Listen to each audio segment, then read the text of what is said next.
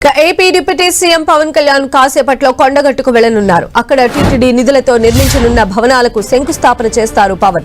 కొండగట్టు ఆంజనేయ స్వామిని పవన్ కళ్యాణ్ ఇలవేల్పుగా కొలుస్తారు. గత ఎన్నికల్లో విజయం సాధించాక కొండగట్టుకు వెళ్లి మొక్కులు చెల్లించుకున్నారు. ఆ సందర్భంలో ఆయన ఆలయ అధికారులు అర్చకులతో మాట్లాడినప్పుడు ఈ క్షేత్రానికి సుదూర ప్రాంతాల నుంచి వచ్చే భక్తులకు సరైన సౌకర్యాలు లేవని, దీక్షా విరమణ మండపం, విశ్రాంతి గదులతో కూడిన సత్రం అవసరమని వివరించారు.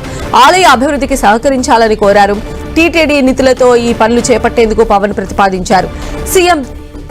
సీఎం చంద్రబాబు దృష్టికి విషయాన్ని తీసుకువెళ్లగా ఆయన సానుకూలంగా స్పందించారు. టీటీడీ బోర్డు చైర్మన్ బీఆర్ నాయుడుతోనూ పవన్ చర్చించారు. దీంతో 35.19 కోట్లు మంజూరు చేసేందుకు టీటీడీ ఆమోదం తెలిపింది.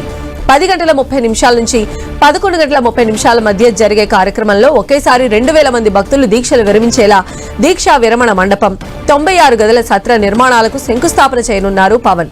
TTD chairman BR Naidu, AP MLC P Hariprasad, Choppadandi MLA Medipalli Satyam, TTD board సభ్యులు ఈ కార్యక్రమంలో పాల్గొంటారు.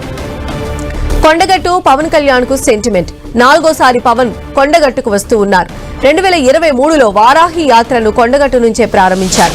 ఇవాళ ఆయన డిప్యూటీ సీఎం హోదాలో కొండగట్టుకు వస్తున్నారు.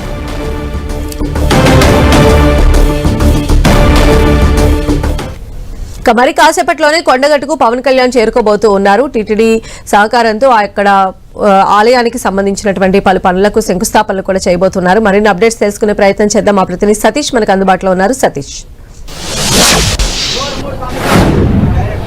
AP deputy CM Pawan Kalyan మరి కాసేపట్లో కొండగట్టు ఆంజనేయ స్వామిని దర్శించుకోబోతున్నారు. 4వసారి ఈ కొండగట్టుకు పవన్ కళ్యాణ్ రాబోతున్న నేపథ్యంలో ఇటు అధికార యంత్రాంగంతో పాటు పోలీసు అధికారులు భారీ భద్రత ఏర్పాటు చేయడం జరిగింది. టీటీడీ నిధులతో దాదాపు 35 కోట్ల పైగా నిధులతో ఇక్కడ వసతి గదుల నిర్మాణంతో పాటు మాల విరమణకు సంబంధించినటువంటి మండపం పనులకు ఈరోజు పవన్ కళ్యాణ్ శంకుస్థాపన చేయబోతున్నారు. గతంలో వచ్చిన సందర్భంలో ఇటు భక్తులు కావచ్చు, ఇక్కడ ఉన్నటువంటి అధికార యంత్రాంగం కావచ్చు, ఇక్కడ సౌకర్యాలు సదుపాయాలపైన పవన్ కళ్యాణ్ వివరించిన నేపథ్యంలో పెద్ద ఎత్తున నిధుల కేటాయింపు మాత్రం జరిగిందని చెప్పుకోవచ్చు. ఈ రోజు ఆ నిధుల కేటాయింపుతో జరగడంతో ఇటు టీటీడీ సంబంధించినటువంటి 35 కోట్లతో ఈరోజు 96 వసతి గదులు, అదేవిధంగా దీక్షా విరమణ మండపానికి సంబంధించినటువంటి పనులకు శంకుస్థాపన చేయబోతున్నారు. ఇప్పటికే పవన్ కళ్యాణ్ కొండగట్టును సెంటిమెంట్ గా భావిస్తుంటారు. కొండగట్టు ఆంజనేయ స్వామిని మెగా ఫ్యామిలీ కూడా ఇలవేలుపుగా పూజించడం జరుగుతుంది. ఇప్పటికీ పలు మార్లు 3 సార్లు కొండగట్టు ఆంజనేయ స్వామిని పవన్ కళ్యాణ్ దర్శించుకోవడం జరిగింది. మరొకసారి కూడా 4వసారి డిప్యూటీ సీఎం హోదాలో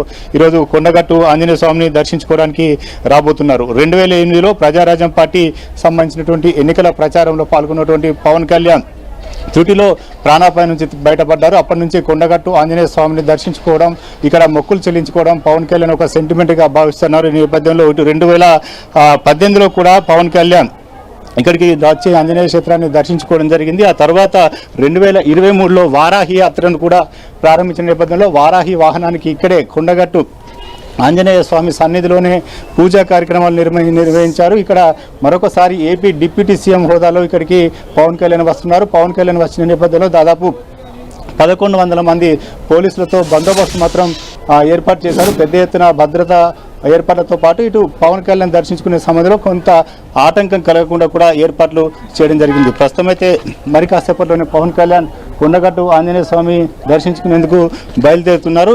బేగంపేట నుండి హెలిప్యాడ్ ద్వారా కొండగట్టు జేఎన్టీయూ కళాశాల వద్ద ఉన్నటువంటి గ్రౌండ్కు చేరుకుంటారు. అక్కడ నుంచి 10 గంటల 25 నిమిషాలకు కొండగట్టు ఆంజనేయ స్వామి టెంపుల్కు చేరుకుంటారు. దాదాపు 20 నిమిషాల పాటు ఆంజనేయ స్వామిని దర్శించుకొని అక్కడే ప్రత్యేక పూజలు చేస్తారు. ఆ తర్వాత 10:50 నిమిషాలకు ఏదైతే టీటీడీ కేటాయించిన నిధులు ఉన్నాయో నిధులతో ఏర్పాటు చేసినటువంటి ఫౌండేషన్ స్టోన్ ఏర్పాటు చేస్తారు. 11:30కి జనసేన సైనికులతో దాదాపు బృందావన్ రిసార్ట్లో, ఇక్కడే కొండగట్టు సమీపంలో ఉన్నటువంటి బృందావన్ రిసార్ట్లో జన సైనికులతో సమావేశం కావడం జరుగుతుంది. అక్కడ కూడా పోలీసులు భారీ బందోబస్తు ఏర్పాటు చేశారు. ఇప్పటికే పవన్ అభిమానులతో పాటు జనసేన పార్టీ సంబంధించిన నేతలంతా కూడా పెద్ద ఎత్తున కొండగట్టుకు చేరుకోవడం జరిగింది. దాదాపు 12 గంటల సమయంలో ఈ సమావేశం కొనసాగుతుంది. మీటింగ్ అనంతరం 1 గంట ప్రాంతంలో జేఎన్టీయూ హెలిప్యాడ్ ద్వారా తిరిగి హైదరాబాద్కు పవన్ కళ్యాణ్ చేరుకుంటారు. పవన్ కళ్యాణ్ స్వాగతించేందుకు పెద్ద ఎత్తున కొండగట్టు పరిసర ప్రాంతాలన్నీ కూడా మనం చూడవచ్చు. పెద్ద ఎత్తున ఫ్లెక్సీలను ఏర్పాటు చేశారు. ఇటు ఘనంగా స్వాగతం పలికేందుకు ఇటు పార్టీ శ్రేణులతో పాటు పవన్ కళ్యాణ్ అభిమానులు కూడా కొండగట్టుకు పెద్ద ఎత్తున చేరుకుంటున్నారు. మనం పోలీసు బందోబస్తు కూడా చూడవచ్చు. 3 అంచెల భద్రత అనేది కొనసాగుతుంది. ఎవరిపై గుట్టపైకి వాహనాలను అనుమతించలేదు. కేవలం కాలినడక వచ్చేటువంటి భక్తులను మాత్రం అనుమతించడం జరుగుతుంది. ఈరోజు పౌర్ణమి సందర్భంగా ఇక్కడ గిరి ప్రదర్శన కొనసాగుతుంది. భక్తులంతా కూడా పెద్ద ఎత్తున గిరి ప్రదర్శన చేసుకున్న పరిస్థితి కనిపిస్తుంది. మరొక వైపు పవన్ కళ్యాణ్ ఆంజనేయ స్వామిని దర్శించుకునే సమయంలో సామాన్య భక్తులకు కొంత ఆటంకం కలిగే అవకాశం ఉంది. ఎందుకంటే భక్తులకు దర్శనాలు నిలిపివేసి కేవలం 20 నిమిషాల పాటు ఆంజనేయ స్వామి ఆలయంలోనే పవన్ కళ్యాణ్ ప్రత్యేక పూజా కార్యక్రమాలు నిర్వహిస్తారు. గతంలో కూడా వచ్చిన సందర్భంలో పవన్ కళ్యాణ్ ఇక్కడ ప్రత్యేక పూజ నిర్వహించారు. పెద్ద ఎత్తున భక్తులు కూడా ఇక్కడికి రావడం జరిగింది. ప్రస్తుతం అయితే కొండగట్టు సంబంధించినటువంటి కొంత డెవలప్ మాత్రం జరుగుతుందని చెప్పి భక్తులు కొంత హర్షం వ్యక్తం చేస్తున్నారు. ఎందుకంటే ఇక్కడ ఉన్నటువంటి వసతి గదులు ప్రస్తుతం 40 వసతి గదులు మాత్రమే ఉన్నాయి. అవి కూడా శిథిలావస్థకు చేరుకున్నాయి. అక్కడ భక్తులు ఎవరు కూడా బస చేసే పరిస్థితి లేకపోవడంతో ఇటు పవన్ కళ్యాణ్ ఏదైతే టీటీడీని నిధులతో ఇక్కడ నిర్మాణాలు చేపట్టబోతున్నారో అది కొంత భక్తులకు సౌకర్యార్థంగా ఉంటుందని చెప్పుకోవచ్చు. ఎవరైతే హనుమాన్ మాల ధరిస్తారో మాల విరమణ చేసేందుకు ఆ మండపం లేక చాలా మంది భక్తులు కూడా కొంత ఇబ్బందులు పడుతున్న పరిస్థితి. ప్రస్తుతం టీటీడీ నిధులతో నిర్మిస్తున్నటువంటి ఈ మాల విరమణ మండపంతో పాటు ఇటు 96 గదుల వసతి గదుల నిర్మాణాలు ఇవన్నీ కూడా భక్తులకు కొంత సౌకర్యార్థకంగా ఉంటాయి. ప్రస్తుతం అయితే మరి కాసేపట్లోనే పవన్ కళ్యాణ్ కొండగట్టుకు బయలుదేరబోతున్నారు. కొండగట్టు జేఎన్టీయు కళాశాలకు దాదాపు 10:30 గంటల ప్రాంతంలో పవన్ కళ్యాణ్ చేరుకుంటారు. చేరుకున్న తర్వాత అక్కడి నుంచి నేరుగా వచ్చి కొండగట్టు ఆంజనేయ స్వామిని దర్శించుకుంటారు. ఇటు పోలీసుల భద్రత మనం చూడవచ్చు. దాదాపు ఉదయం నుంచి ఎవరిని కూడా భారీ వాహనాలు పైకి అనుమతించడం లేదు. ఎవరిని కూడా ఇక్కడ ట్రాఫిక్ కొండపైన ఇరుకుగా ఉంటుంది కాబట్టి ట్రాఫిక్ అంతరాయం కలగకుండా మాత్రం ఏర్పాటు చేస్తున్నారు. ఇప్పటికీ 4వసారి పవన్ కళ్యాణ్ కొండగట్టును ఆంజనేయ స్వామి దర్శించుకోవడం జరుగుతుంది. ప్రతిసారి కూడా ఒక సెంటిమెంట్ గా భావిస్తూ ఇక్కడ కొండగట్టు ఆంజనేయ స్వామి ఆలయానికి వస్తున్నారు. గతంలో కూడా వారాహి యాత్ర ఏపీలో పెద్ద ఎత్తున నిర్వహించడం జరుగుతుంది. ఎన్నికల ప్రచార నేపథ్యంలో ఇక్కడ వారాహి వాహనాన్ని తీసుకొచ్చి ఒక సెంటిమెంట్ గా ఇక్కడే పూజా కార్యక్రమం నిర్వహించారు. ఇక్కడ నుంచి ఒక రకంగా ఎన్నికల ప్రచారం నిర్వహించి సక్సెస్ కావడంతో తిరిగి మరొకసారి కూడా ఆంజనేయ స్వామిని దర్శించుకున్నారు.